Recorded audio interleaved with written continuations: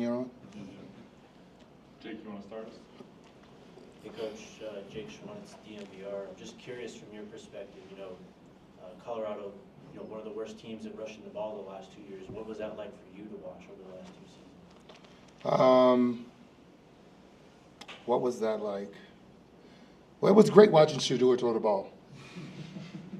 You got to understand when you're bad at running the ball, when it appears to be that you're bad at running the ball, is because you're really, really good or borderline great at throwing the football, and that's what Shedeur brought to this team. And I don't want to say that the team was as bad as they were, but I mean, like when MJ like dunking, you dunk. Steph Curry like shoot threes, you shoot threes. That's what you do. And then they say you're bad at something else because you're really good at what you actually do. So I don't believe that we were as bad as the numbers say, but I think that we were really good at throwing the football. So I focus on that part of it, and coming in here and just trying to figure out how do we statistically look better to you guys as a team at running the football. Brian, go ahead. Hey, Coach. Brian Howell, Boulder Daily Camera. Are you getting used to being called coach? And can you talk about like getting into coaching at this stage in your life? I don't even think about it. The reality is realizing the age gap between myself and these kids. That's the difference. Because I still remember myself as a player sitting in the room, and for me it's good because I think about how I wanted to be coached, the things I liked about coaches, the kind of coach I wish I had, and now I'm trying to be that for them. Tyler, go ahead. Hey, Coach. Tyler King with the Denver Gazette. You mentioned not feeling like the team was as bad running the football as the numbers say. Just kind of what has stood out to you so far with working with the running back group and the talent you've got with those guys? I have some guys that's talented. They're good, and one of the things that I believe at this age that resonates with a lot of young kids is they don't know what they don't know.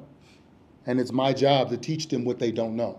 They know what they know, and they're good at that. But the things that they don't know, for me to look at them and say, they're not. Well, it's my job to coach them and get them better in the areas and at the things that they don't know.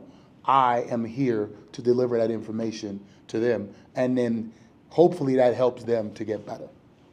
Adam, go ahead. Hi, Coach. Adam Wilson, Tiger 24/7 Sports. Nice to meet you. Outside of playing the Broncos during your professional career, did you have any history in Colorado? What would have been your early impressions since you got here? I've been here several times. Obviously, you guys know the guys who own the Rams, they own the Nuggets, they own the Avalanche. So I've spent some time with the Kroenke family here. They're good friends of mine, wonderful owners, and friends of mine as well. And then literally. I was talking to Coach about coming to camp this year. Last year, I was talking about coming to camp this year when they start camp because I had to miss last year. I had some stuff going on with my family. My running back coach is Sean Payton was my running back coach, and now he's the head coach at the Broncos. So it's just serendipitous that I'm here now, and it'll be an even easier commute to go there and watch them practice, spend some time with Sean, and get better at the craft, like learn some stuff. Tony, go ahead. Hey, Coach. Tony Casolo, Buffalo's Wire.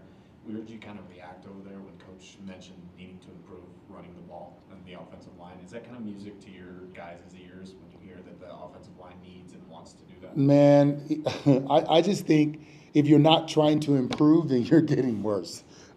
Even if I came in here and we were coming off being top 10, top 5, I'm still looking at where can we improve. That's the idea, and that's the mindset that we have to have, and that's what we want to instill in the football players that we bring in here and that we coach. I don't care how good you are. It's how much better can we make you? Where can you get better? And if that's all you do is focus on the things that you do well, then you're not improving. I got to take your weakness and turn it into a strength. And that's the idea of what we want to do. And I believe I'm here, and that's what I'm gonna try to do. As you guys look at, and I can't change what you thought about the run game last year, but we're going to be better. I can guarantee you, we are going to be better. Scott, go ahead. Hey, Coach, Scott Proctor, DVR, it's great to meet you. I'm curious, kind of your philosophy on how carries, touches should be allocated amongst the running back room. Do you think it should be kind of a committee approach because there are a few different talented guys in the room, or is ideally is it become a kind of a 3-down back, a workhorse kind of guy emerge? Here's the guys that I trust will play. I'm not going to ask them to play. In today's game, asking the player that's tired to play that's unheard of. Back when we played, if I was tired, man, give me more carries because I'm really good now. Now I'm settled. We don't play that type of game anymore. We're trying to protect players. You got to have backs ready to play, and they got to have carries. So, in a sense of it's fairly easy to me. The guys that I trust, based on how they practice and what they do, and how they test, will play. That's it. And I'm gonna ask them to do certain things, and I want to know what they like doing. And so I'm gonna try to put them in positions to win. But in practice, I'm gonna ask them to do some of the things that they dislike because I need them to get better at that so they can grow if they want to go to the next level. Go ahead. Hey, Coach, I'm Jack Carlo with Buffalo's Wire. Nice to meet you. Just curious, in your running backs room, I believe everyone is returning from last season. Does that make your job any easier, knowing those guys kind of know what Coach Prime expects? No. It's just because they know what he expects doesn't mean that they showed up at the first practice and gave it to him. It's like, just like everybody else's room after the first practice, we were like, Coach was like, that was crap. And I'm like, well, y'all know, you guys, you've been here. But all in all, man, it's they are still kids. And we have to remember when we were their ages, how many times did our parents have to tell us to do stuff before we got it? They're no different. Although they're athletes and obviously they get to play on the big stage under the lights, we have to somewhat coddle them in a sense to where they understand the importance and the attention to detail is necessary and getting it right, not some of the times, but all of the times, if you want to be successful. John, go ahead. Hey, Coach, John Treach, 9 News. To anyone alive in the 90s and 2000s, you're an all-time great, but that's not necessarily who you're coaching right now. How do you bridge the war stories or to share from your own success and have them understand? Yeah, football is football. The things that it takes to be great in today's game is what it took to be great in the 40s or 50s. That'll never change. When you watch the game of football, at any point in time, the team who wins the line of scrimmage wins the game. That's it. That's always going to be the case. If you can dominate the line of scrimmage, you're going to win the game. I don't care how fancy your receivers are, how fast they are, how good your running backs are, how good your quarterback is, how good your secondary, your line. If you don't win the line of scrimmage, you are not going to win the game. So I'm coaching football how I know it, and I'm relating it to the game that we play today. And the reality is, they don't have to. I mean, I played them their whole games in college. I'm like, you don't have to do that anymore. That's not. Nobody's asking you to be that kind of talent. We're asking a lot less of them, but the world, which is the social world, is asking a lot more, and sensationalizing their every move make them feel like they need to be great. And waking up every day just trying to get better is how you be great. Not trying to be great, just try to be better, and eventually you're gonna hit your head on great. Go ahead, Tyler. I was just curious how far back your relationship goes with Coach Prime and what the conversations were like leading up to you taking this job. Man, so I remember the first like real conversation he and I had was like in 1999. I was telling him that the dance that he did as a celebration dance, it was a dance that came from New Orleans that he saw when he was in New Orleans. He saw it. I know it because I know that we know the guys who invented a lot of the dances. Just like Justin Jefferson and the Gritty, that came from New Orleans. We know, like we are a if there's a song, we have a dance for it kind of culture. That's us. And so the dance that he did, I told him where he got it from. So we're in game. He's playing for the Redskins at the time. I'm with the Rams. And then I flank out, and this is funny. I line up, and I walked out there, and he lined up on me, and I said, "Oh man, you know I've been waiting for this my whole life." And he said, "Where you at? You on the outside edge of the numbers? You here?" He said, "That's all you can run is a slant." And I actually had a slant route. I'm like, God damn. And our relationship started then. We worked in television together at NFL Network, and we spent so much time on the road. We literally we went through the Hall of Fame process. We the same year.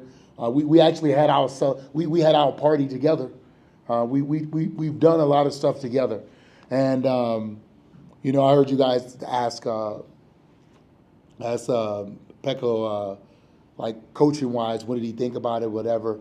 I've been saying no to coaching since I left football, and for the past like 3, maybe 4 years, coach has been grooming me.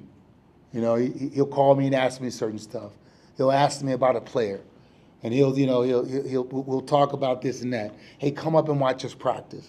So he's been grooming me, and I always felt like for what I invested in the game, it took away from me with my kids, and so for the past time I've been away from the game, not coaching, not doing anything other than that was television was the only thing that I would do because I could get my Friday night stuff when they play, and then my during the week stuff when my girls would play.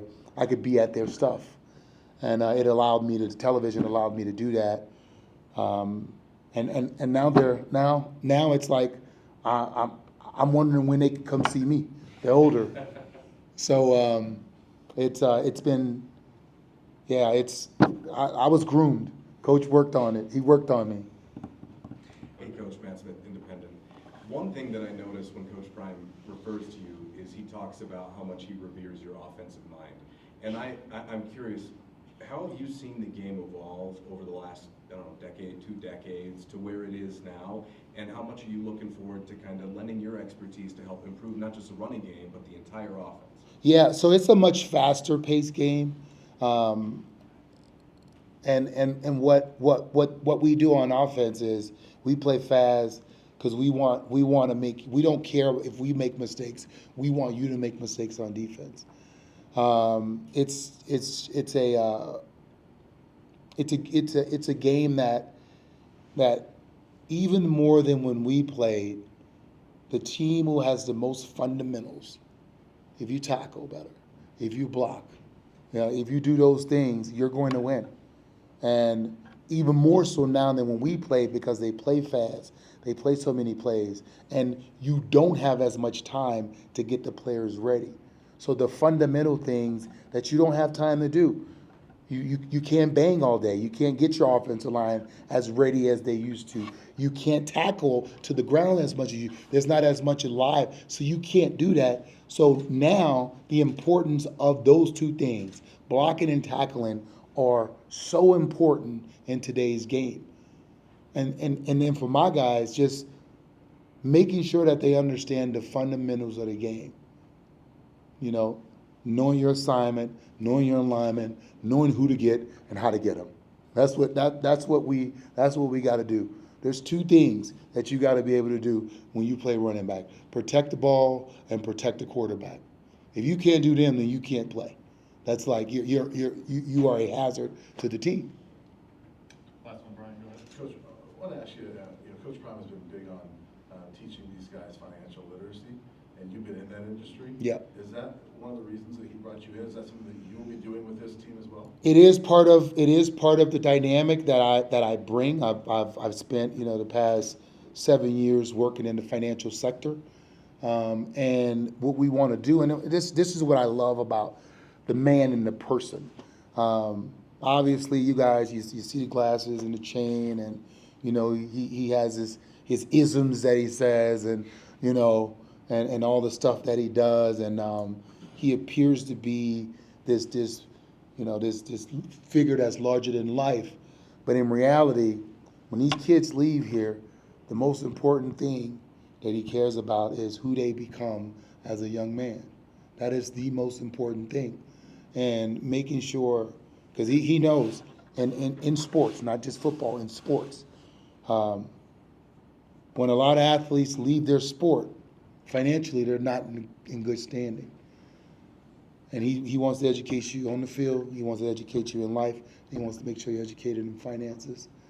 Making sure that these young men take the values of football and go be great in football, but make sure you're great in life as well. And that's the idea. He said something yesterday that hit me.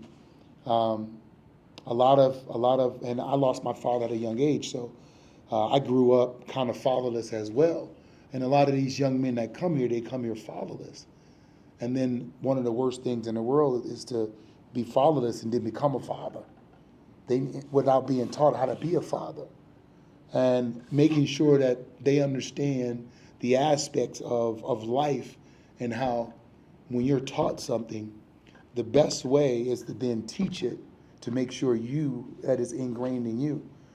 And he's one of those guys that care. Like he talked more about the GPA of the team than he does the 9 wins that they had last year.